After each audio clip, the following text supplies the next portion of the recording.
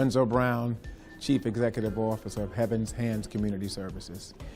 We're situated today in our newly certified, newly opened, less than 2 months, Glendale Rehabilitation Program.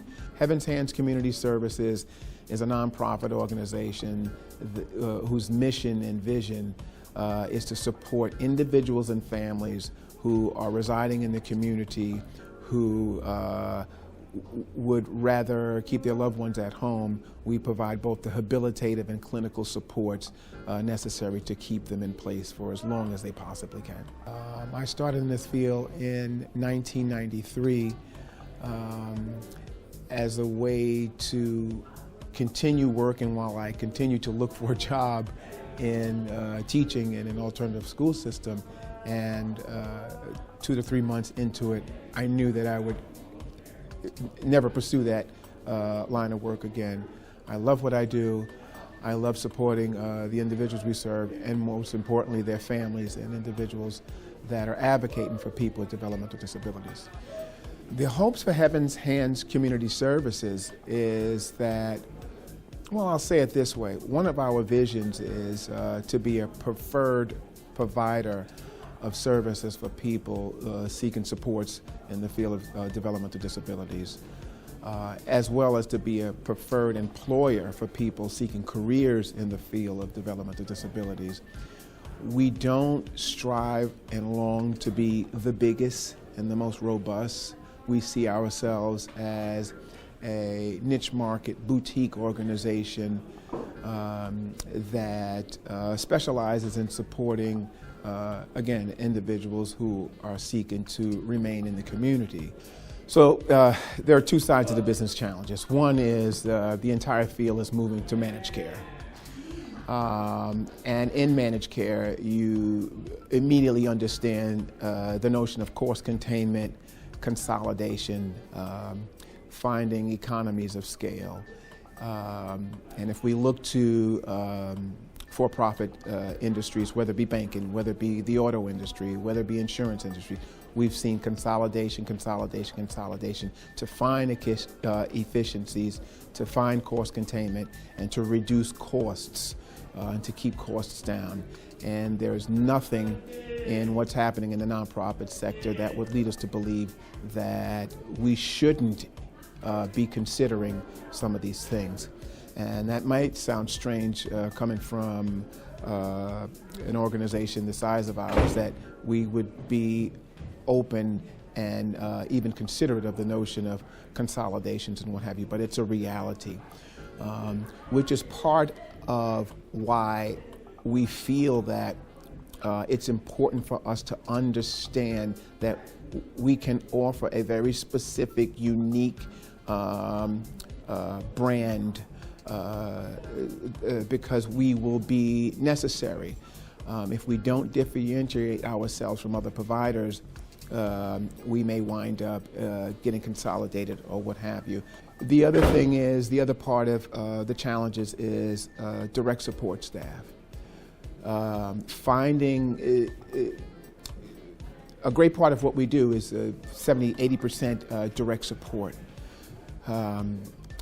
God bless the governor, God bless our legislators who have signed on to raise the minimum wage for New Yorkers to eventually $15 an hour, and we applaud that.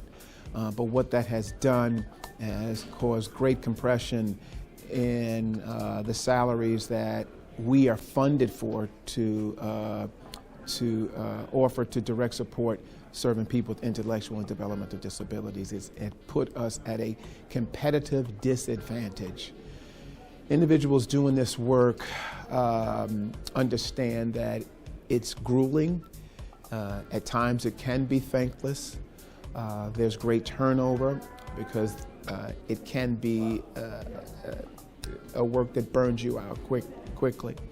If given the opportunity, a college student looking for full-time or part-time work,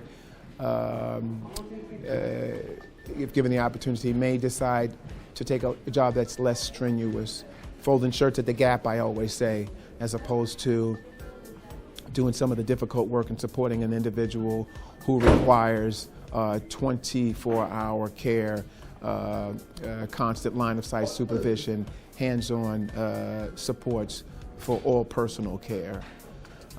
So that being said, if our industry winds up being minimum wage pay, it's going to be even more difficult for us to find individuals to support the work that we do. That's a huge business challenge. If we can't find the work, it only will result in a diminishment of the quality of care.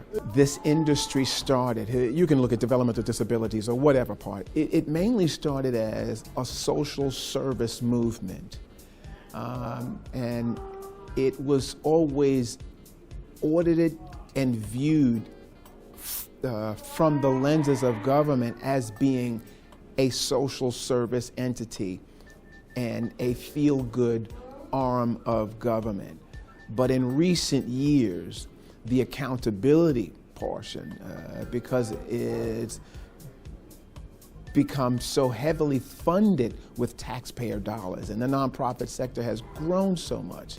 And unfortunately, the discovery of scandals of abuse and neglect of Medicaid dollars and other funding entities, it is now viewed greatly from the perspective of business.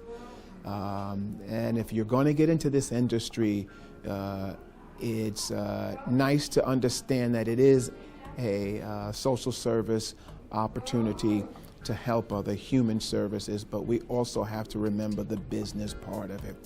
And if you fail to approach human services from the perspective of a business, you will fail. If I had to give my own personal advice to my peer CEOs, it would be to invest in the leadership of the individuals around me or around you.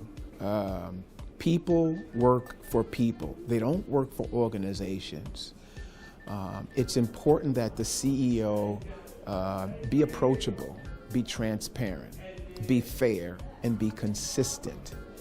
That when the people who are around you, who report to you, who work for you, see you as an approachable resource, see you as fair, see you as consistent, see you as supportive, they will go above and beyond the call of their job description to get things done.